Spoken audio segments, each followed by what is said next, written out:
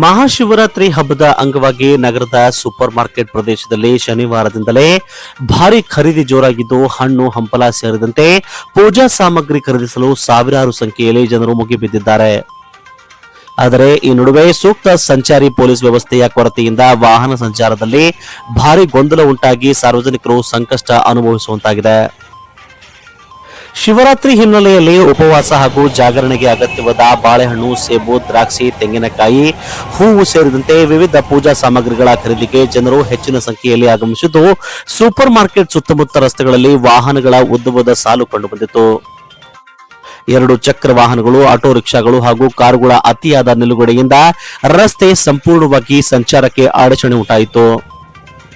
ಸ್ಥಳದಲ್ಲಿ ಯಾವುದೇ ಸಂಚಾರಿ ಪೊಲೀಸ್ ಸಿಬ್ಬಂದಿ ಕಾಣಿಸಿರುವುದು ಸಾರ್ವಜನಿಕರ ಆಕ್ರೋಶಕ್ಕೂ ಕೂಡ ಕಾರಣವಾಗಿದೆ. ಕೆಲ ಹೊತ್ತಿಗೆ ಸಂಚಾರ ಸಂಪೂರ್ಣ ಸ್ಥಗಿತಗೊಂಡು ದೃಶ್ಯಗಳು ಕಂಡುಬಂದವು. ಈ ಗೊಂದಲದ ದೃಶ್ಯಗಳು ವಿಡಿಯೋದಲ್ಲಿಯೂ ಕೂಡ ಸ್ಪಷ್ಟವಾಗಿ ಕಾಣಬಹುದು.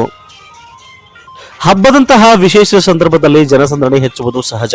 ಆದ್ದರಿಂದ ಮುಂಚಿತವಾಗಿ ಸಂಚಾರ ನಿಯಂತ್ರಣ ಕ್ರಮ ಕೈಗೊಳ್ಳುವುದು ಅಗತ್ಯವಾಗಿದೆ ಎಂದು ಸಾರ್ವಜನಿಕರು ಅಭಿಪ್ರಾಯ ವ್ಯಕ್ತಪಡಿಸಿದ್ದಾರೆ.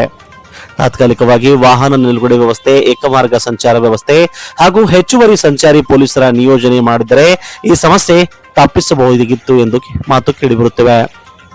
ಸಂಬಂಧಪಟ್ಟ ಅಧಿಕಾರಿಗಳು ತಕ್ಷಣವೇ ಪರಿಸ್ಥಿತಿಯನ್ನು ಅವಲೋಕಿಸಿ ಸೂಕ್ತ ಕ್ರಮ ಕೈಗೊಳ್ಳಬೇಕೆಂಬುದು ಸಾರ್ವಜನಿಕರ ಆಗ್ರಹವಾಗಿತ್ತು.